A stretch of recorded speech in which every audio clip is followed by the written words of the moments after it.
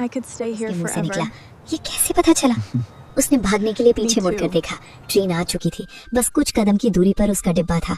अगर वो दौड़ती तो शायद चढ़ सकती थी। गौरी ने हिम्मत जुटाई, वो भीड़ को चीरती हुई ट्रेन की तरफ दौड़ी। गौरी! आर्यन की दहाड़ ने स्टेशन के शोर को दबा दिया। गौरी के कदम नहीं रुके, वो ट्रेन के दरवाजे के हैंडल तक पहुंच गई थी। उसने हैंडल पकड़ा और पैर ऊपर रखा। तभी एक मजबूत हाथ ने उसे पीछे से खींच लिया। गौरी का संतुलन बिगड़ा और वो सीधे आर्यन के सीने से जा टकराई। उसने चीखने की कोशिश की, लेकिन आर्यन ने उसे इतनी जोर से भींच लिया कि उसकी सांसें घुट गईं। आर्यन की धड़कनें किसी हथौड़े की तरह जल रही थी। छोड़िए मुझे, गौरी ने छटपटाते हुए कहा। मुझे जाना है, मैं आपके साथ नहीं रह सकती। आर्यन ने उसे छोड़ा नहीं। उसने गौरी का चेहरा अपने दोनों हाथों में जकड़ लिया। उसकी आंखों में एक अजीब सा पागलपन था, राहत और गुस्से का मिश्रण। You think you can leave me? Aryan ने भारी सांस लेते हुए कहा। तुम्हें लगा तुम एक चिट्ठी लिखकर मेरी जिंदगी से गायब हो जाओगी? तुम मेरी हो गौरी, और मेरी चीजें मुझसे दूर नहीं जाती। मैं कोई चीज नहीं हूँ। गौरी ने पूरी ताकत से आर्यन को धक्का दिया। मैं एक इंसान हूँ और मैं आपके गुलाम बनकर नहीं रहूंगी। मुझे जाने दीजिए। वो फिर से ट्रेन की तरफ मुड़ी। ट्रेन ने सीटी बजा दी थी, पहिए घूमने लगे थे। आर्यन ने इस बार उसे रोकने के लिए हाथ नहीं बढ़ाया। वो अपनी जगह पर स्थिर खड़ा हो गया। उसने अपना फोन अपनी जेब से निकाला। जाओ, आर्यन ने ठंडी आवाज में कहा। चढ़ जाओ ट्रेन में। गौरी रुक गई। उसे आर्यन की इस अचानक अनुमति पर विश्वास नहीं हुआ। उसने मुड़कर देखा। आर्यन ने अपना फोन गौरी की तरफ घुमा दिया। स्क्रीन पर एक वीडियो कॉल चल रहा था। गौरी की आंखें फटी की फटी रह गई। वीडियो में गौरी का पैतृक घर दिख रहा था। उसकी बीमार माँ बिस्तर पर लेटी थी और उसकी छोटी बहन छुटकी उनके पास बैठकर दवाई दे रही थी। लेकिन कमरे के कोने में दो अनजान आदमी खड़े थे। उनके हाथ में पेट्रोल की कैन थी। माँ, छुटकी! गौरी के मुंह से चीख निकल गई। Say hello to my men, Aryan ने क्रूरता से मुस्कुराते हुए कहा। मैंने उन्हें खास निर्देश दिए हैं। अगर तुम इस ट्रेन में चढ़ी तो वो माचिस की तिली जला देंगे, और अगर तुम मेरे साथ वापस चली तो वो चुपचाप वापस आ जाएंगे। गौरी का शरीर कांपने लगा। वो आर्यन को ऐसे देख रही थी जैसे वो कोई राक्षस हो। आप ऐसा नहीं कर सकते, गौरी ने सिसकते हुए कहा।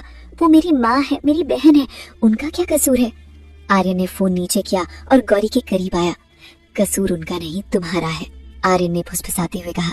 तुमने भागने की कोशिश की, तुमने मुझे छोड़ने की कोशिश की, और आर्यन रायचंद को छोड़ने की सजा उसके अपनों को मिलती है। ट्रेन की रफ्तार तेज हो गई। डिब्बे एक के बाद एक गौरी के सामने से निकलने लगे। उसकी आजादी उसकी आंखों के सामने से निकल रही थी। चूज गौरी, आर्यन ने अपना हाथ आगे बढ़ाया। ट्रेन और फैमिली। गौरी ने एक नजर जाती हुई ट्रेन को देखा और एक नजर फोन स्क्रीन पर, जहां उसकी बहन बेखबर बैठी थी। उसका स्वाभिमान, उसकी आजादी, उसका आत्मसम्मान, सब कुछ उस ट्रेन के साथ चला गया। एक माँ और बहन की जान के सामने उसकी अपनी खुशी की कोई कीमत नहीं थी। गौरी घुटनों के बल प्लेटफॉर्म पर गिर पड़ी। उसने अपना सिर झुका लिया। मैं चलूंगी, उसने टूटते हुए स्वर में कहा। उनसे कहिए वो चले जाएं, प्लीज। आर्यन के चेहरे पर एक विजयी मुस्कान आ गई। उसने फोन पर आदेश दिया, लीव देम। फिर वो झुका और गौरी का हाथ पकड़कर उसे खड़ा किया। Good girl. आर्यन ने उसके आंसू पोंछे, लेकिन उस स्पर्श में कोई अपनापन नहीं था। अब आंसू पोंछ लो, घर जाने का वक्त हो गया है। आर्यन ने अपना कोट उतारकर गौरी के कंधों पर डाल दिया, उसे दुनिया की नजरों से छिपाने के लिए। फिर वो उसे अपनी बाहों के घेरे में लेकर बाहर की तरफ चल दिया। गौरी ने पीछे मुड़कर नहीं देखा। उसे पता था कि अब वापसी का कोई रास्ता नहीं बचा है। वो ट्रेन नहीं छूटी थी, उसकी जिंदगी छूट गई थी। अब वो सिर्फ एक शरीर थी जिसे उसका मालिक वापस अपने पिंजरे में ले जा रहा था। एपिसोड 11 समाप्त। काली मर्सिडीज मैंशन के गेट के अंदर दाखिल हुई। टायरों की आवाज बजरी पर गूंजी। गाड़ी रुकते ही गार्ड्स ने दौड़कर दरवाजा खोला। गौरी गाड़ी से बाहर निकली। उसके कंधे झुके हुए थे। उसकी आंखों में अब आंसू नहीं थे, क्योंकि आंसू उम्मीद के साथ बहते हैं, और उम्मीद स्टेशन पर ही दम तोड़ चुकी थी। वो एक यंत्र की तरह चल रही थी, बिना आत्मा का शरीर। आर्यन उसके पीछे उतरा। उसने अपने गार्ड्स को एक इशारा किया, डबल द सिक्योरिटी। आर्यन ने आदेश दिया, अगर इस बार कोई परिंदा भी मेरी इजाजत के बिना बाहर गया तो तुम सबकी लाशें मिलेंगी। गार्ड्स ने सहम कर सलाम किया। गौरी मुख्य दरवाजे से अंदर दाखिल हुई। उसका बैग उसके हाथ से छूट कर गिर गया था, लेकिन उसने उसे उठाने की जहमत नहीं उठाई। वो अपनी पुरानी आदत के मुताबिक सीढ़ियों की तरफ बढ़ी, उस गेस्ट रूम की ओर जहां वो पिछले 1 साल से कैद थी। रुक जाओ, आर्यन की भारी आवाज पीछे से आई। गौरी के कदम रुक गए। उसने मुड़कर नहीं देखा। आर्यन उसके पास आया। जूतों की खटखट आवाज सन्नाटे में गूंज रही थी। गलत रास्ता, आर्यन ने उसके कान के पास आकर कहा। गौरी ने धीरे से सिर उठाया। मैं अपने कमरे में जा रही हूँ। वो अब तुम्हारा कमरा नहीं है। आर्यन ने गौरी की कलाई पकड़ी। उसकी पकड़ में गुस्सा नहीं बल्कि एक ठंडा अधिकार था।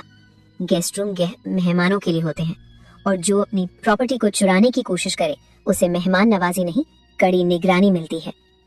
आर्यन उसे खींचते हुए सीढ़ियों के दूसरी तरफ ले गया। ये मैंशन का वेस्ट विंग था, आर्यन रायचंद का निजी इलाका। यहाँ तक कि नौकरों को भी सफाई के लिए खास समय पर आने की इजाजत थी। गौरी का दिल जोर से धड़कने लगा। वो जानती थी कि ये गलियारा कहाँ जाता है। आर्यन एक बड़े से काले दरवाजे के सामने रुका। उसने बायोमेट्रिक लॉक पर अपना अंगूठा रखा। बीप, दरवाजा अपने आप खुल गया। Welcome to your new hell. Aryan ने उसे अंदर धक्का दिया। गौरी लड़खड़ाते हुए कमरे के बीचों बीच जा खड़ी हुई। ये कमरा नहीं, एक छोटा महल था। सब कुछ ग्रे और ब्लैक थीम में था। एक विशाल किंग साइज बेड, कांच की दीवारें जिनसे शहर दिखता था और हर कोने में लगी आधुनिक तकनीक। लेकिन इस आलीशान कमरे की हवा में एक अजीब सी ठंडक थी। ये आर्यन की गुफा थी। गौरी ने चारों तरफ देखा। उसे लगा जैसे उसका दम घुट जाएगा।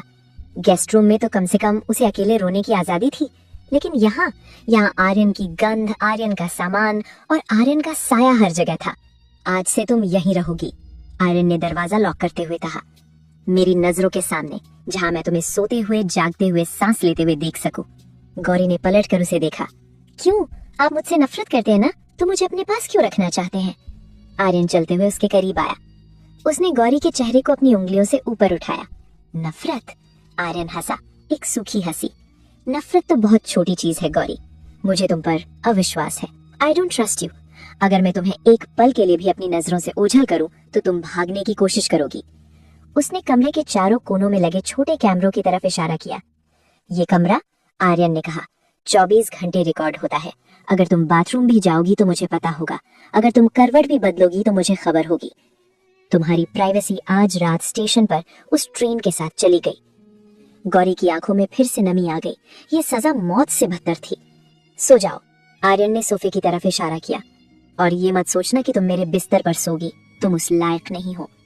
गौरी चुपचाप सोफे की तरफ गई। वो वहीं से कुड़कर बैठ गई। उसने अपने घुटनों को छाती से लगा लिया।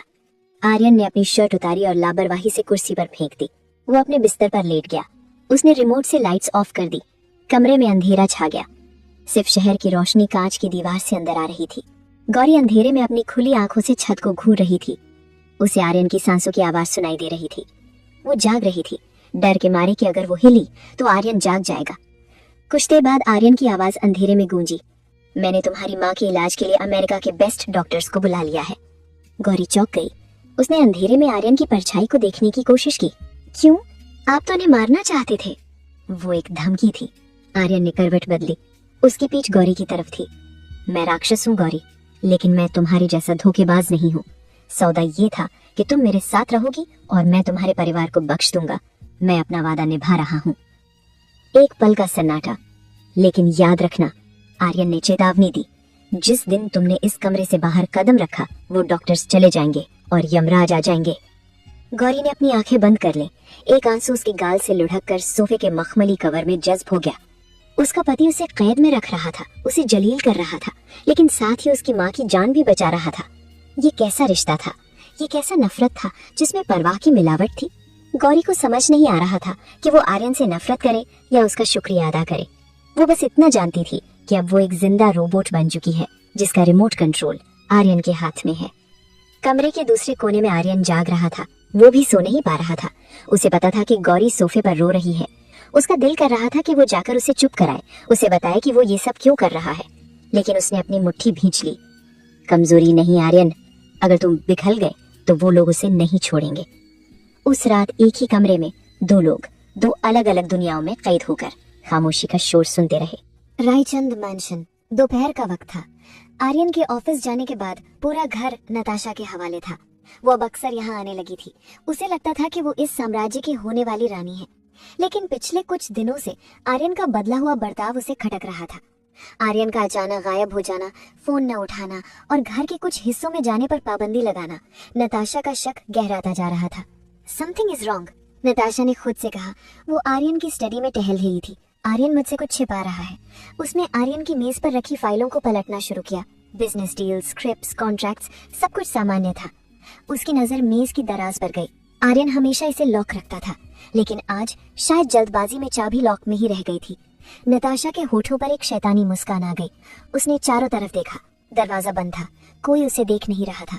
उसने धीरे से चाबी घुमाई, क्लिक, दराज खुल गई। नताशा ने अंदर झांका।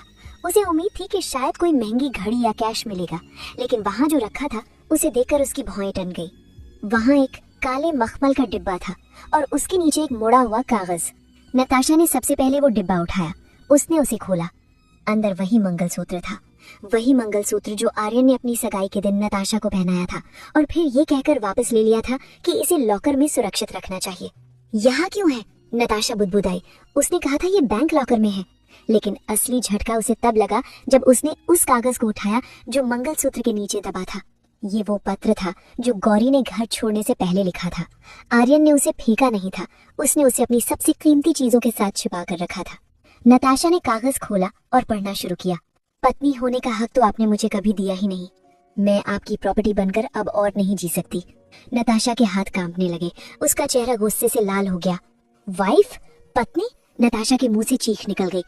उसका दिमाग तेजी से चलने लगा, सारी कड़ियां जुड़ने लगी। वो लड़की जो चाय गिराने पर कांप रही थी, वो लड़की जो पार्टी में आर्यन के पीछे छिपी थी, वो पीए जिसके लिए आर्यन ने विकी का मुंह तोड़ दिया। Oh my God! नताशा ने गुस्से में पत्र को मुट्ठी में भींच लिया। तुमने मेरा इस्तेमाल किया, एक सुपरस्टार होकर उस गंदी सी लड़की को अपनी पत्नी बनाया और मुझे दुनिया के सामने एक शो पीस बना दिया। उसका पहला विचार आया कि वो अभी आर्यन को फोन करे और उसे बेनकाब करे, लेकिन नताशा कच्ची खिलाड़ी नहीं थी। वो जानती थी कि आर्यन रायचंद से सीधा पंगा लेना खतरनाक हो सकता है। उसने गहरी सांस ली, उसने खुद को शांत किया। नहीं, उसने अपनी आंखों में आंसू पोंछे और वहां एक खतरनाक चमक ले आई। नहीं, अगर मैं अभी चिल्लाई तो आर्यन कोई ना कोई कहानी बना देगा। मुझे सबूत चाहिए, मुझे उस लड़की को ढूंढना होगा। उसने जल्दी से पत्र की फोटो अपने फोन में ली, फिर उसने पत्र और मंगलसूत्र को वापस वैसे ही रख दिया जैसे वे थे। उसने दराज लॉक की और चाबी को उसी तरह छोड़ दिया। वो स्टडी से बाहर निकली। उसका अगला मकसद साफ था, गौरी। वो घर छोड़कर भागी थी, नताशा ने सोचा, लेकिन आर्यन का बर्ताव बता रहा है कि वो उसे वापस ले आया है, लेकिन कहाँ? उसकी नजर वेस्ट विंग के उस बड़े काले दरवाजे की तरफ गई, वो हिस्सा जहाँ जाना सबके लिए मना था, जहाँ की सुरक्षा पिछले 2 दिनों में 3 गुना बढ़ा दी गई थी। वो नताशा उस दरवाजे की तरफ बढ़ी। वहाँ 2 हट्टे-कट्टे गार्ड्स खड़े थे। मैम, आप वहाँ नहीं जा सकती। एक्सक्यूज मी, नताशा ने अपना रौब झाड़ा। मैं आर्यन की मंगेतर हूँ, इस घर में मेरे लिए कोई दरवाजा बंद नहीं है। सॉरी मैम, आर्यन सर का ऑर्डर है, no entry, even for you. Even for me? Natasha के नथुने फूल गए। अब उसे यकीन हो गया था, वो चिड़िया उसी पिंजरे में थी। नताशा वहां से पीछे हट गई। वो जानती थी कि जबरदस्ती करने से बात बिगड़ जाएगी। वो अपने घर वापस जाने के लिए निकली, लेकिन उसके दिमाग में एक प्लान तैयार हो रहा था। आर्यन ने मुझे धोखा दिया था, अब बारी नताशा की थी। तुमने उसे छिपा कर रखा है आर्यन, मैं उसे ढूंढूंगी और इस बार मैं उसे सिर्फ जनाऊंगी नहीं, मैं उसे राख कर दूंगी। उसी वक्त वेस्ट विंग के अंदर गौरी खिड़की के पास बैठी थी। उसे नहीं पता था कि बाहर क्या हो रहा है, उसे नहीं पता था कि उसका राज अब राज नहीं रहा। अचानक कमरे में लगा इंटरकॉम बजा। गौरी, खिड़की से हटो, कोई तुम्हें देख सकता है। गौरी ने एक थकी हुई नजर कैमरे की तरफ डाली और पर्दा गिरा दिया। पिंजड़े के बाहर एक शिकारी था, नताशा, और पिंजड़े के अंदर एक रक्षक जो खुद एक जल्लाद था। गौरी को अंदाजा भी नहीं था कि अब खेल कितना खतरनाक होने वाला था। एपिसोड 13 समाप्त। एक सुनसान गोदाम। नताशा अपनी कार के बोनट पर बैठी थी। उसके सामने 2 बदसूरत दिखने वाले गुंडे खड़े थे। नताशा ने अपने पर्स से नोटों की गड्डी निकाली और हवा में लहराई। लिसन केयरफुली, नताशा ने अंग्रेजी में हुक्म दिया। मुझे उसका खून नहीं चाहिए, मुझे उसका डर चाहिए। I want her to scream. उसे इतना डराओ कि उसकी रूह कांप जाए। उसे महसूस होना चाहिए कि उस घर में वो सुरक्षित नहीं है। गुंडे ने पैसे लपक लिए और गंदी हंसी हंसी। मैम, आप चिंता न करें, ऐसा डर बैठाएंगे कि वो अपनी परछाई से भी डरने लगेगी। नताशा ने धूप का चश्मा पहना। आज रात आर्यन शहर से बाहर शूटिंग पर है। मैंशन की सिक्योरिटी टाइट है, लेकिन वेस्ट विंग का पिछला दरवाजा, वहाँ का सीसीटीवी कैमरा अगले 10 मिनट के लिए बंद हो जाएगा। मेरे आदमी ने सिस्टम हैक कर लिया है। तुम्हारे पास सिर्फ 15 मिनट होंगे। नताशा के चेहरे पर एक क्रूर मुस्कान थी। वो गौरी को शारीरिक चोट नहीं, मानसिक चोट चाहती थी। वो साबित करना चाहती थी कि आर्यन का सुरक्षा चक्र उसे नहीं बचा सकता। फिल्म सिटी, रात के 9 बजे। आर्यन एक खतरनाक स्टंट सीन शूट कर रहा था। उसे एक जलती हुई बिल्डिंग से कूदना था। एक्शन! आर्यन कूदा।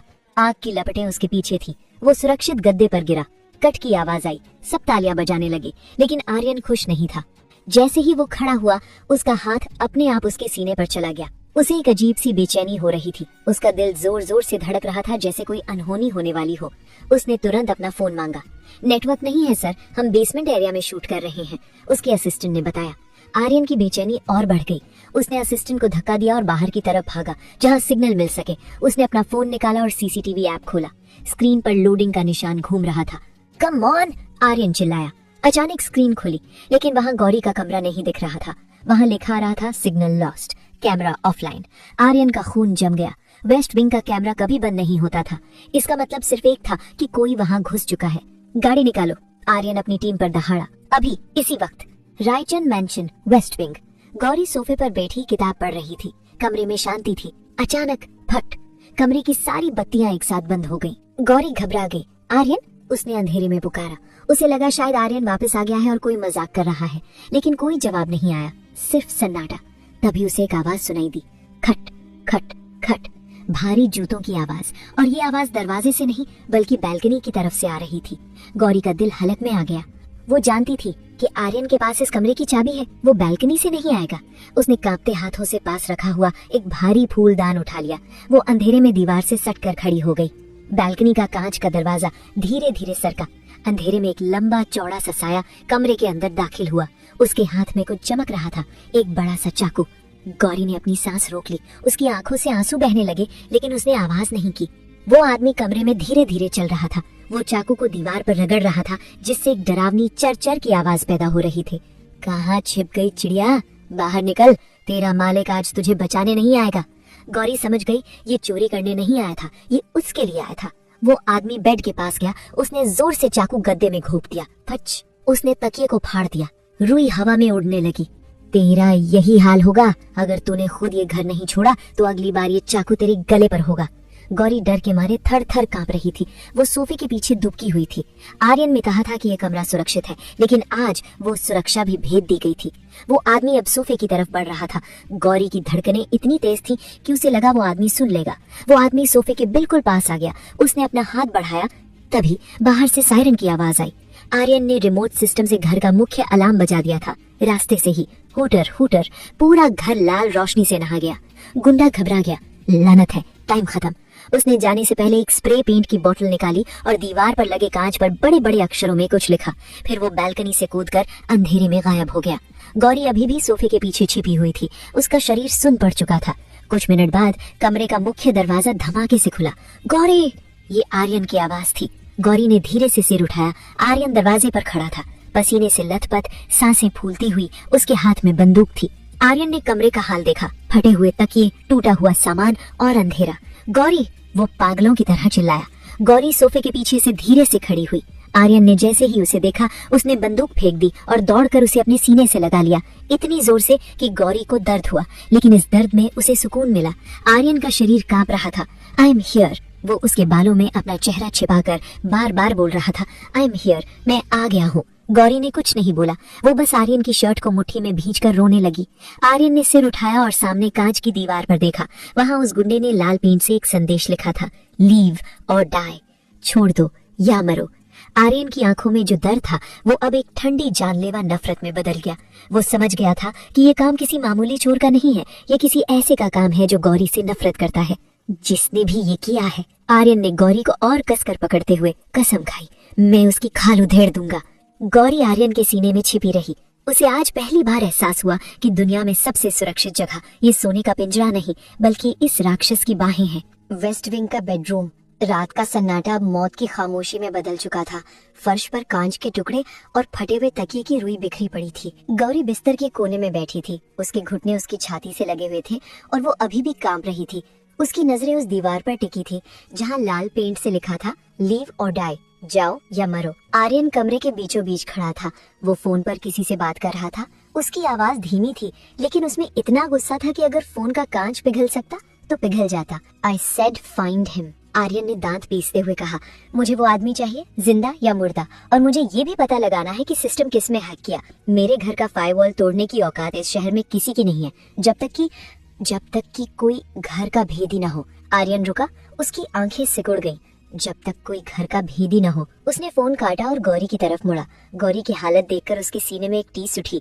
वो लड़की जिसे वो डरा कर रखना चाहता था आज किसी और के डर से पत्थर बन गई थी। आर्यन उसके पास गया और घुटनों के बल बैठ गया। उसने धीरे से गौरी के ठंडे हाथों को अपने हाथों में लिया। गौरी, आर्यन ने नर्म आवाज में पुकारा। गौरी ने चौंक कर उसकी तरफ देखा। मैं यहाँ सुरक्षित नहीं हूँ, गौरी ने फिसफिसाते हुए कहा।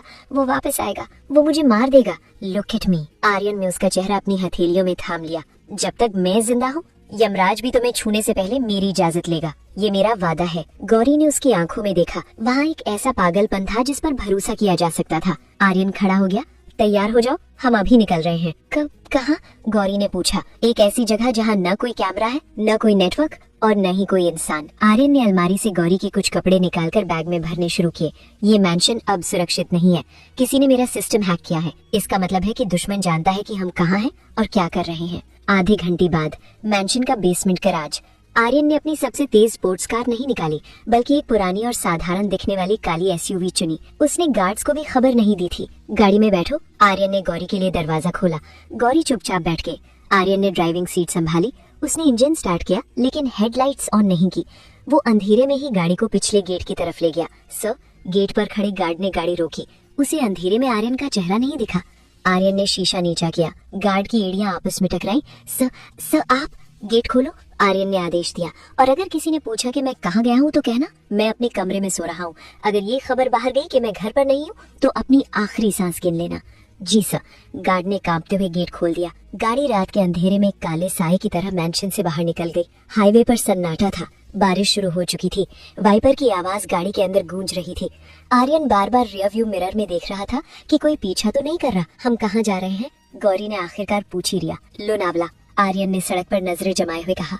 मेरा एक पुराना फार्म हाउस है जंगल के बीच। वहाँ का रास्ता गूगल मैप्स पर भी नहीं है। वहाँ तुम्हें कोई नहीं ढूंढ पाएगा। गौरी ने खिड़की से बाहर देखा। पीछे छूटता हुआ शहर, वो मैंशन, वो डर, सब धुंधला हो रहा था। लेकिन एक सवाल उसके मन में अभी भी था। आर्यन, गौरी ने धीरे से कहा, वो आदमी, उसने कहा था तेरा मालिक तुझे बचाने नहीं आएगा। उसे कैसे पता था कि आप घर पर नहीं है? आर्यन के हाथों की पकड़ स्टीयरिंग कर साथ हो गई।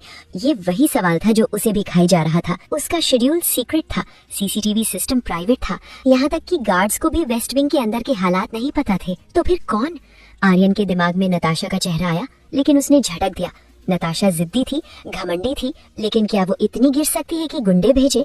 डोंट वरी, आर्यन ने सख्त लहजे में कहा। जो भी है, उसने अपनी मौत को दावत दी है। एक बार मैं तुम्हें सुरक्षित जगह छोड़ दूं, फिर मैं उस गद्दार को पाताल से भी ढूंढ निकालूंगा। अचानक आर्यन का फोन बजा। ये एक प्राइवेट नंबर था। आर्यन ने फोन उठाया और स्पीकर पर डाल दिया। Who is this? आर्यन ने पूछा। दूसरी तरफ से एक भारी मशीनी आवाज आई। बच गए मिस्टर रायचंद। गौरी डर के मारी सीट से चिपक गई।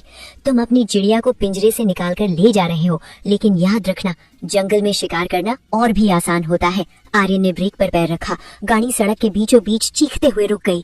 कौन हो तुम? आर्यन दहाड़ा। और तुम्हें कैसे पता कि मैं कहाँ हूँ? मैं वो साया हूँ जो रोशनी में नहीं दिखता। खेल तो अब शुरू हुआ है आर्यन। देखते हैं तुम अपनी प्रॉपर्टी को कब तक बचा पाते हो। क्लिक।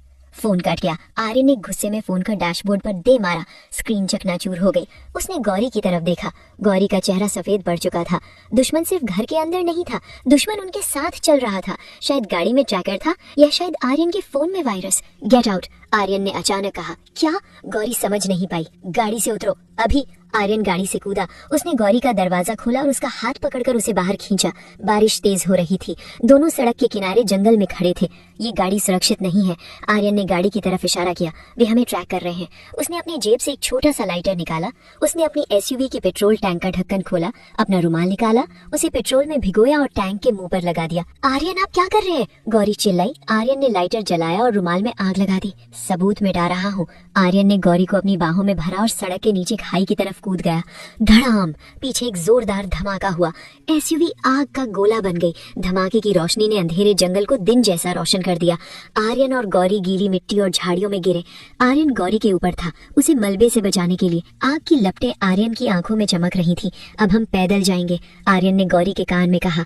अब कोई ट्रैकर नहीं, कोई गाड़ी नहीं, सिर्फ तुम और मैं। गौरी ने उस जलती हुई गाड़ी को देखा और फिर उस आदमी को जिसने उसे बचाने के लिए अपनी महंगी गाड़ी राख कर दी।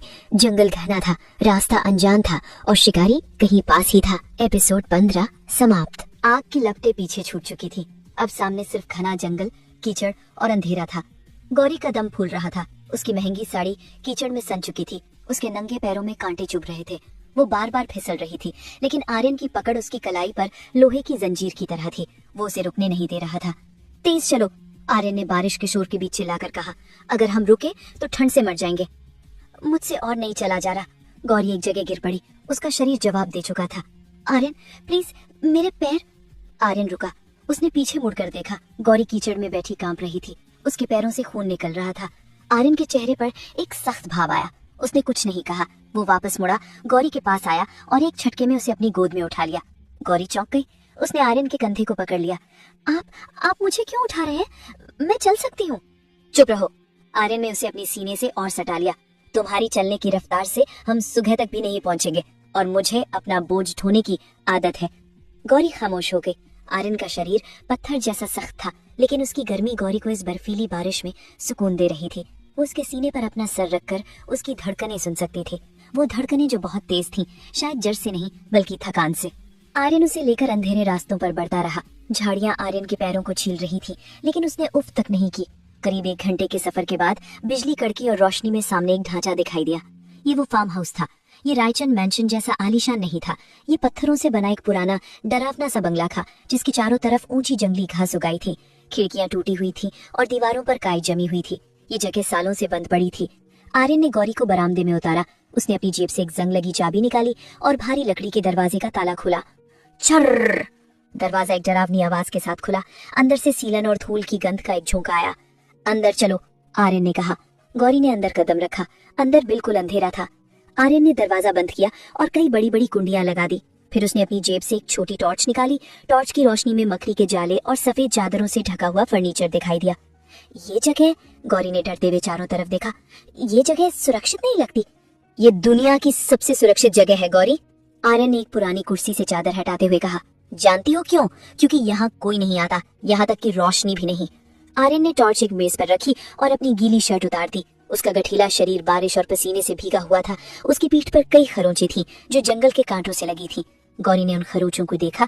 उसे एक अजीब सा अपराध बोध महसूस हुआ। ये सब उसकी वजह से हो रहा था। आपके चोट लगी है? गौरी ने धीरे से कहा। ये कुछ नहीं है, आर्यन ने लापरवाही से कहा। उस दर्द के सामने कुछ नहीं जब मुझे पता चला कि मेरे घर में गद्दार है। आर्यन ने कमरे के कोने में रखी एक पुरानी अलमारी खोली। वहाँ कुछ मोमबत्तियां और माचिस रखी थी। उसने उन्हें जलाया। कमरे में पीली टिमटिमाती रोशनी फैल गई। अब वो दोनों पूरी तरह अकेले थे। कोई गार्ड नहीं, कोई नौकर नहीं, कोई कैमरा नहीं, सिर्फ जंगल का सन्नाटा और बारिश की आवाज। आर्यन गौरी के पास आया। मोमबत्ती की रोशनी में उसकी आंखें चमक रही थी। यहाँ कोई नियम नहीं है, आर्यन ने कहा। यहाँ मैं सुपरस्टार आर्यन रायचंद नहीं हूँ और तुम मेरी कैदी नहीं हो। गौरी ने उम्मीद से उसकी तरफ देखा। तो क्या तुम मेरी जिम्मेदारी हो गौरी, और जब तक मैं उस गद्दार को ढूंढ नहीं लेता तुम इस दरवाजे से बाहर कदम नहीं रखोगी। यहाँ पानी कुएं से आता है, खाना तुम्हें खुद बनाना होगा, अगर राशन बचा हो तो। यहाँ कोई सुविधा नहीं है। गौरी समझ गई, ये आजादी नहीं थी, ये एकांतवास था। एक ऐसा वनवास जहाँ राम नहीं रावण उसके साथ था। कपड़े गीले हैं, आर्यन ने एक पुराना कंबल गौरी की तरफ फेंका। बदल लो, बीमार पड़ी तो यहाँ कोई डॉक्टर नहीं आएगा। आर्यन टॉर्च लेकर दूसरे कमरे की तलाशी देने चला गया, ये सुनिश्चित करने के लिए कि वहाँ कोई और तो नहीं है। गौरी ने वो कंबल उठाया। उसे धूल की गंध आ रही थी, लेकिन इस वक्त वही उसका सहारा था। उसने खिड़की से बाहर देखा। घने जंगल ने उसे निगल लिया था। कुछ देर बाद आर्यन वापस आया। उसके हाथ में एक पुरानी धूल भरी बंदूक थी, जो शायद उसने यहाँ पहले कभी छिपाई होगी। वो उसे साफ कर रहा था। सो जाओ, सोफे की तरफ इशारा किया आर्यन ने। मैं जाग रहा हूँ। पूरी रात? गौरी ने पूछा। शिकारी कभी नहीं सोता गौरी, आर्यन ने बंदूक में गोलियां भरते हुए कहा। खासकर तब जब जंगल में भेड़िए घूम रहे हों। गौरी सोफे पर लेट गई और कंबल ओढ़ लिया। वो आर्यन को देख रही थी। वो मोमबत्ती की रोशनी में बैठा दरवाजे की तरफ देख रहा था। उसका साया दीवार पर किसी राक्षस जैसा लग रहा था, लेकिन आज गौरी को उस राक्षस से डर नहीं लग रहा था। आज उसे डर बाहर की दुनिया से लग रहा था, और ये राक्षस उसके और उस दुनिया के बीच एकमात्र दीवार था। कमरे में सिर्फ एक मोमबत्ती जल रही थी, जो हवा के झोंकों से बुझने की कगार पर थी। गौरी सोफे पर लेटी थी, लेकिन उसे नींद नहीं आ रही थी। वो पुराना कंबल उसे ठंड से बचाने के लिए काफी नहीं था। बारिश की वजह से तापमान गिर चुका था और उसके कपड़े अभी भी नम थे। वो ठंड से ठिठुर रही थी। उसके दांत किटकिटा रहे थे। आर्यन खिड़की के पास खड़ा था, बाहर के अंधेरे को घूर रहा था। उसके हाथ में वो पुरानी बंदूक थी। अचानक उसे गौरी के दांत बजने की आवाज सुनाई दी। आर्यन मुड़ा। उसने देखा कि गौरी का शरीर कांप रहा है और उसका चेहरा पीला पड़ गया है। गौरी, आर्यन उसके पास आया। उसने अपना हाथ गौरी के माथे पर रखा। वो आग की तरह तप रही थी। तुम्हें तेज बुखार है, आर्यन ने चिंता से कहा। मैंने कहा था गीले कपड़ों में मत रहना। मुझे ठंड लग रही है, गौरी ने मुश्किल से कहा। आर्यन ने चारों तरफ देखा। वहां कोई हीटर नहीं था, कोई एक्स्ट्रा कंबल नहीं था। आग जलाने के लिए लकड़ी भी गीली थी। आर्यन ने एक पल सोचा, फिर उसने एक फैसला किया। उसने अपनी बंदूक मेज पर रखी। वो सोफे पर चढ़ गया और गौरी के बगल में लेट गया। गौरी का शरीर अकड़ गया। आप क्या कर रहे हैं? बॉडी हीट, आर्यन ने सपाट आवाज में कहा। इंसानी शरीर की गर्मी ही इस वक्त में बचा सकती है, सो चुपचाप लेटी रहो। आर्यन ने उसे अपनी बाहों में भर लिया। उसने गौरी को अपने सीने से लगा लिया और कंबल को उन दोनों के ऊपर खींच लिया। गौरी विरोध करना चाहती थी, लेकिन उसके शरीर में ताकत नहीं थी। और सच तो ये था कि आर्यन का शरीर गर्मी से उसे सुकून दे रहा था। वो पत्थर जैसा सख्त आदमी इस वक्त भट्टी जैसा गर्म था। धीरे धीरे गौरी की कंपकपी कम होने लगी। बाहर बिजली कड़की, कड़ कड़ कड़। रोशनी की चमक में गौरी ने आर्यन का चेहरा देखा। वो इतना करीब था कि वो उसकी पलकें गिन सकती थी। आर्यन की आंखें बंद थीं, लेकिन वो सो नहीं रहा था। उसकी सांसें गौरी के बालों को छू रही थी। आर्यन, गौरी ने फुसफुसाया। आर्यन ने आंखें खोली। उनकी नजरें मिली। इस वीराने में, इस तूफान के बीच, उनके बीच की दीवारें गिर रही थी। न वो सुपरस्टार था, न वो एक मामूली लड़की। वे बस दो इंसान थे जो एक दूसरे के सहारे जिंदा थे। क्यों? गौरी ने पूछा। आप दुनिया के लिए इतने बुरे क्यों बनते हैं, जबकि आप क्या? आर्यन ने उसकी आंखों में गहराई से देखा। जबकि आप परवाह करते हैं, गौरी ने कहा। आर्यन की आंखों में एक नर्म भाव आया, जो शायद उसने सालों से किसी को नहीं दिखाया था। उसका हाथ धीरे से गौरी के गाल पर गया। उसने अपने अंगूठे से गौरी के होठों के पास लगी एक मिट्टी की लकीर को साफ किया। परवाह कमजोरी है गौरी, आर्यन ने भारी आवाज में कहा। और मेरी दुनिया में कमजोर लोग मारे जाते हैं। उसका चेहरा गौरी के और करीब आया। उनकी सांसें टकरा रही थी। गौरी का दिल जोर जोर से धड़क रहा था। उसे लगा कि आर्यन उसे किस करने वाला है। और अजीब बात यह थी कि वो पीछे नहीं हटना चाहती थी। माहौल में एक नशीला खिंचाव था। आर्यन की नजरें गौरी के होठों पर टिकी थी। वो झुका। ट्रिंग ट्रिंग। अचानक सन्नाटे को चीरती हुई एक आवाज आई। दोनों झटके से अलग हो गए। गौरी उठकर बैठ गई। आर्यन ने तुरंत बंदूक उठा ली। आवाज कमरे की कोने से आ रही थी। ट्रिंग ट्रिंग। ये किसी मोबाइल की रिंगटोन नहीं थी, ये एक पुराने जमाने के लैंडलाइन फोन की घंटी थी। गौरी ने डर से आर्यन का हाथ पकड़ लिया। ये कैसे बच सकता है? आर्यन का चेहरा सख्त हो गया। वो जानता था इसका मतलब क्या है। दुश्मन ने सिर्फ उनकी गाड़ी ट्रैक नहीं की थी, दुश्मन ने उन्हें उस जगह पर घेर लिया था जिसे आर्यन सबसे सुरक्षित मानता था। आर्यन धीरे धीरे फोन की तरफ बढ़ा। घंटी की आवाज किसी बम की टिक टिक जैसी लग रही थी। उसने कांपते हाथों से रिसीवर उठाया और कान से लगाया। हेलो, आर्यन ने कहा। दूसरी तरफ सन्नाटा था। फिर एक जानी पहचानी हंसी सुनाई दी। रोमांटिक मौसम है मिस्टर रायचांद, माफ करना मैंने डिस्टर्ब किया। आर्यन ने फोन के तार को मुट्ठी में भींच लिया। तुम हो कौन? सामने क्यों नहीं आते? सामने ही तो हूँ, जरा अपनी खिड़की से बाहर देखो। आर्यन का दिल रुक गया। उसने झटके से फोन पटका और खिड़की की तरफ लपका। उसने बाहर अंधेरे में देखा। जंगल के बीच पेड़ों के पीछे एक लाल रंग की लेजर लाइट चमक रही थी और वो लेजर लाइट सीधा गौरी के माथे पर निशाने साधे हुए थी। गेट डाउन, आर्यन चिल्लाया। उसने दौड़कर गौरी को धक्का दिया और दोनों जमीन पर गिर पड़े। छनाक पाक।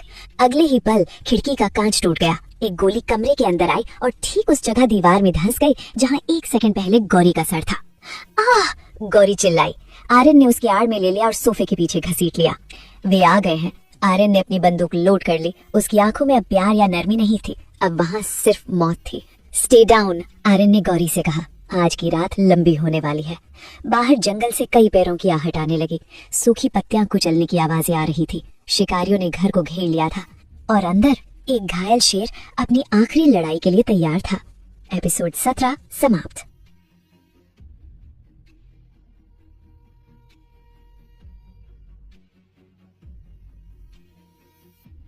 फार्म हाउस के अंदर गोलियों की बौछार हो रही थी।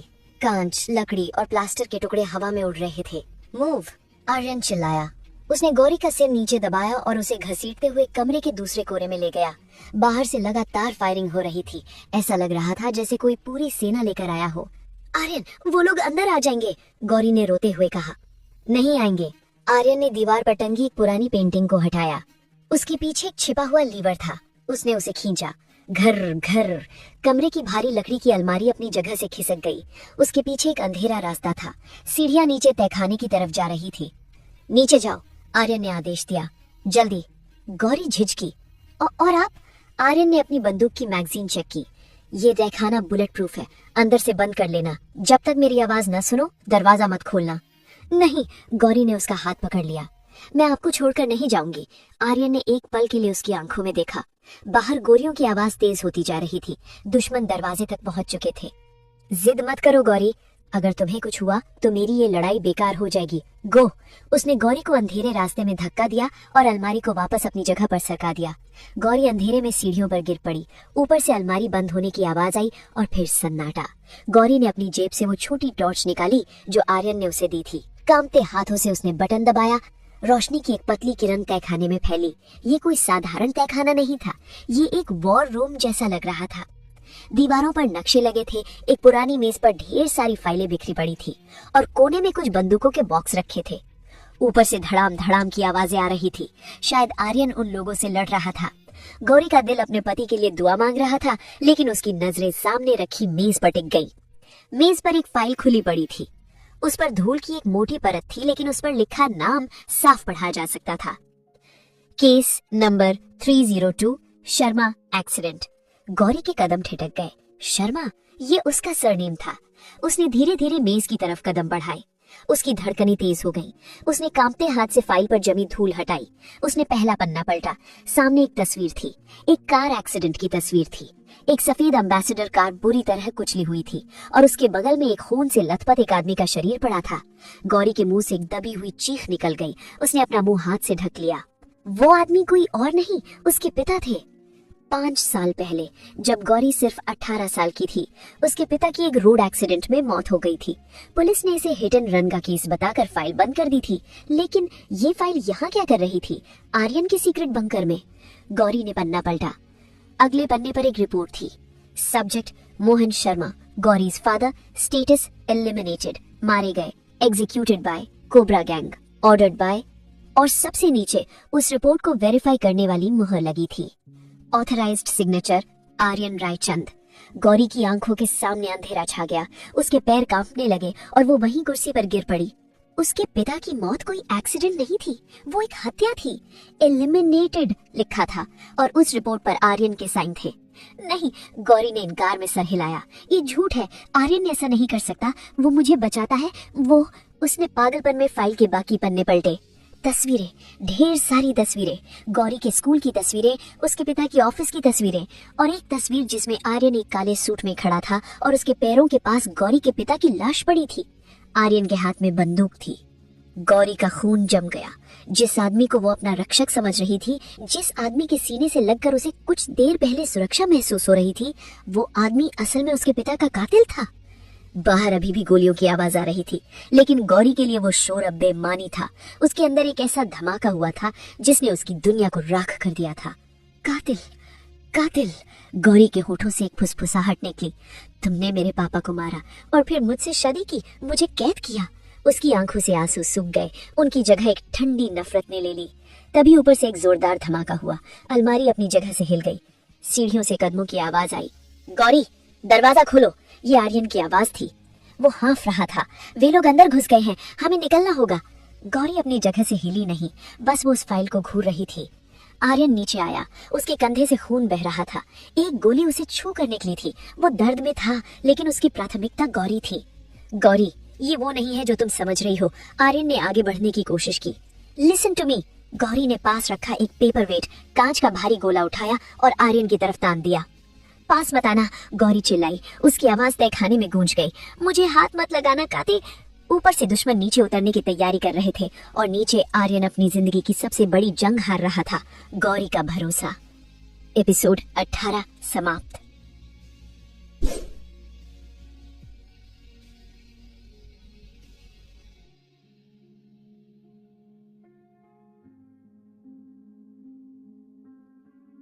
तहखाने के अंदर का माहौल बारूद की गंध और नफरत की आग से भर गया था। जवाब दीजिए, गौरी चिल्लाई। उसके हाथ में वो भारी कांच का पेपर वेट था जिसे उसने किसी हथियार की तरह पकड़ रखा था। क्या आपने मेरे पापा को मारा, हाँ या ना? आर्यन सीढ़ियों के आखिरी पायदान पर खड़ा था। उसके कंधे से खून बहकर उसकी शर्ट को लाल कर रहा था। ऊपर दरवाजे पर लगातार धक्के लग रहे थे, धड़ाम धड़ाम। लोहे का दरवाजा किसी भी वक्त टूट सकता था। गौरी, ये वक्त बहस का नहीं है, आर्यन ने दर्द को दबाते हुए कहा। वो फाइल, वो अधूरी सच है। तुम नहीं जानती उस रात क्या हुआ था। मैं जानती हूँ। गौरी ने वो फाइल आर्यन के मुंह पर दे मारी। पन्ने हवा में बिखर गए।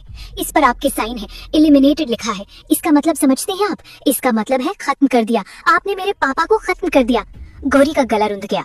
और मैं कितनी बड़ी बेवकूफ हूँ। मैं उस इंसान के साथ रह रही थी जिसने मुझे अनाथ बनाया। मैंने उस हाथ से खाना खाया जो मेरे पिता के खून से रंगा था।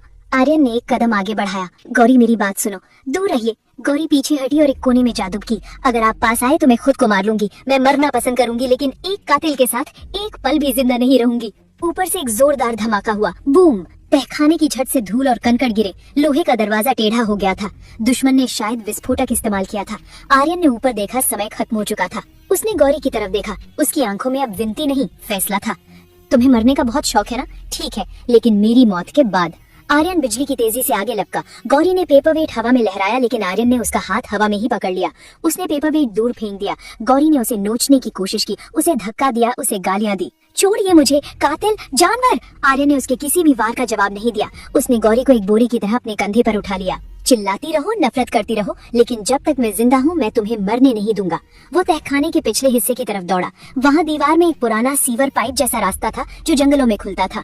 आर्यन ने ढक्कन खोला और अंधेरी सुरंग में कूद पड़ा। सुरंग के अंदर घूप अंधेरा और बदबू थी। गौरी अभी भी आर्यन की पीठ पर मुक्के मार रही थी। उतारिए मुझे, मुझे आपके साथ नहीं जाना। Shut up! आर्यन की आवाज सुरंग में गूंजी। अगर उन्होंने सुन लिया तो हम दोनों मारे जाएंगे। आर्यन भागता रहा। उसका जख्मी कंधा बुरी तरह दुख रहा था। गौरी का वजन और खून की कमी उसे कमजोर कर रही थी, लेकिन उसकी इच्छा शक्ति लोहे की थी। करीब 10 मिनट दौड़ने के बाद उन्हें ताजी हवा महसूस हुई। वे सुरंग के दूसरे छोर से बाहर निकले। अब वे फार्म हाउस से काफी दूर थे, जंगल के एक गहरी हिस्से में थे। बारिश अभी भी हो रही थी। आर्यन ने गौरी को गीली घास पर उतारा। उसे उतारते ही आर्यन का संतुलन बिगड़ गया। वो एक पेड़ के सहारे गिरते गिरते बचा। उसने अपने जख्मी कंधे को पकड़ लिया। खून अब ज्यादा बह रहा था। गौरी ने उसे गिरते हुए देखा। एक पल के लिए उसका पुराना स्वभाव, वो परवाह करने वाली गौरी, जागना चाहता था, लेकिन फिर उसकी नजरों के सामने अपने पिता की लाश की तस्वीर आ गई। वो आर्यन के पास नहीं गई। वो दूर खड़ी होकर उसे तड़पते हुए देख रही थी।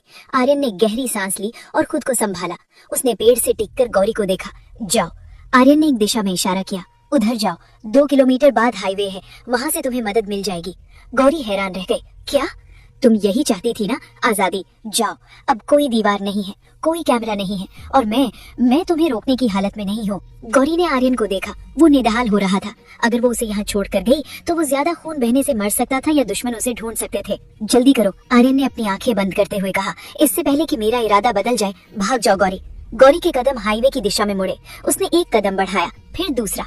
ये उसकी आजादी थी। वो भाग सकती थी, पुलिस के पास जा सकती थी, आर्यन के खिलाफ गवाही दे सकती थी कि वो एक कातिल है। लेकिन फिर उसे याद आया, आर्यन के फोन में उसकी माँ और बहन का वीडियो था। अगर आर्यन मर गया या जेल चला गया तो उसके आदमी उसकी माँ को मार देंगे। गौरी रुक गई। वो भाग नहीं सकती थी, अभी नहीं। वो वापस पलटी और आर्यन के पास आई। आर्यन बेहोशी की हालत में था। गौरी ने झुककर उसका हाथ देखा, वही हाथ जिसने उसे अभी बचाया था, और वही हाथ जिसने उसके पिता को मारा था। गौरी ने आर्यन की जेब से उसका रुमाल निकाला और उसके कंधे पर कसकर बांध दिया ताकि खून रुक जाए। आर्यन ने दर्द से कराहते हुए आंखें खोली। उसने धुंधली नजरों से गौरी को देखा। क्यों गौरी, तुम गई क्यों नहीं? गौरी की आंखों में आंसू थे, लेकिन वो नफरत के आंसू थे। क्योंकि मैं आपको तड़पते हुए देखना चाहती हूँ। अगर आप अभी मर गए तो आपको सजा नहीं मिलेगी। मैं आपको जिंदा रखूंगी ताकि मैं आपको बर्बाद कर सकूं। मैं आपकी जिंदगी नर्क बना दूंगी आर्यन रायचंद, बिल्कुल वैसे ही जैसे आपने मेरी बनाई है। आर्यन के होठों पर एक हल्की दर्दनाक मुस्कान आई। Welcome to the game Mrs Raichand, उसने बेहोश होने से पहले बुदबुदाया। गौरी ने उसे सहारा देकर खड़ा किया। अब वो लाचार पत्नी नहीं थी, अब वो एक बेटी थी जो अपने पिता के कातिल को घसीट कर ले जा रही थी, बचाने के लिए नहीं बल्कि अपना बदला पूरा करने के लिए। एपिसोड 19 समाप्त। लूनावाला मुंबई हाईवे। भोर का समय था। बारिश अब रिमझिम फुहारों में बदल चुकी थी। गौरी की सांसें किसी लोहार की धौंकनी की तरह चल रही थी। वो आर्यन को घसीटते हुए जंगल से बाहर पक्की सड़क पर ले आई थी। उसके हाथ सुन्न हो चुके थे और कंधों में असहनीय दर्द था। सड़क सुनसान थी, दूर दूर तक कोई गाड़ी नहीं। आर्यन बेहोश था। उसका चेहरा कागज की तरह सफेद पड़ चुका था। उसके कंधे से बहने वाला खून गौरी की साड़ी और आर्यन की शर्ट को एक ही रंग, गहरे लाल में रंग चुका था। गौरी ने उसे सड़क किनारे लेटाया। वो उसके ऊपर झुकी। उसकी उंगलियां आर्यन की गर्दन पर गईं। नब्ज बहुत धीमी थी। मरना मत, तुम्हें इतनी आसानी से मुक्ति नहीं मिलेगी। तभी दूर से एक ट्रक की हेडलाइट्स की रोशनी दिखाई दी। गौरी सड़क के बीचों बीच खड़ी हो गई। उसने अपने दोनों हाथ हिलाए। ट्रक की ब्रेक लगने की तेज आवाज आई। चर। ट्रक आर्यन से कुछ ही फीट की दूरी पर रुका। ड्राइवर खिड़की से बाहर झांका। अरे वो मैडम, मरने का इरादा है क्या? गौरी दौड़कर ड्राइवर के पास गई। प्लीज मदद कीजिए, मेरे पति का एक्सीडेंट हुआ है, हमें अस्पताल जाना है। ड्राइवर ने खून से लथपथ आर्यन को देखा। इंसानियत जागी। वो और उसका हेल्पर नीचे उतरे और उन्होंने आर्यन को उठाकर ट्रक के पीछे लिटा दिया। 1 घंटे बाद एक छोटा सा सरकारी अस्पताल खोपोली के पास। ट्रक ड्राइवर ने उन्हें अस्पताल के गेट पर उतार दिया था। डॉक्टर्स ने आर्यन को तुरंत स्ट्रेचर पर लिटाया और इमरजेंसी वार्ड में ले गए। गौरी बाहर बेंच पर बैठी थी। उसके कपड़े कीचड़ और खून से सनी थे। नर्स ने उसे पानी का ग्लास दिया, लेकिन गौरी ने उसे छुआ तक नहीं। उसकी मुट्ठी में अभी भी आर्यन का बटुआ था, जो उसने एम्बुलेंस में चढ़ते वक्त आर्यन की जेब से निकाल लिया था। उसने धीरे से बटुआ खोला। अंदर कुछ गीले नोट थे, आर्यन के क्रेडिट कार्ड्स थे और एक छोटी सी डायरी का पन्ना था जिस पर कुछ नंबर लिखे थे। गौरी ने पन्ना खोला। उस पर एक नाम लिखा था, सिद्धार्थ, क्राइम रिपोर्टर, और नीचे नोट लिखा था, do not pick his call, he knows too much. इसका फोन मत उठाना, ये बहुत कुछ जानता है। गौरी की आंखों में एक ठंडी चमक आ गई। सिद्धार्थ, वही रिपोर्टर जो आर्यन के पीछे पड़ा था, वही जिसे आर्यन अपना दुश्मन मानता था। दुश्मन का दुश्मन दोस्त होता है, गौरी बुदबुदाई। उसने पास से गुजरती हुई एक नर्स को रोका। सिस्टर, क्या मुझे एक फोन मिल सकता है? मुझे घर पर खबर करनी है। नर्स ने उसे रिसेप्शन के लैंडलाइन की तरफ इशारा किया। वहां है, जल्दी करना। गौरी रिसेप्शन पर गई और उसने कांपते हाथों से रिसीवर उठाया और वो नंबर डायल किया जो पर्ची पर लिखा था। ट्रिंग ट्रिंग। तीसरी घंटी पर फोन उठा। Hello, Siddharth speaking. दूसरी तरफ से एक नींद भरी लेकिन सतर्क आवाज आई। गौरी ने एक गहरी सांस ली। उसने कांच के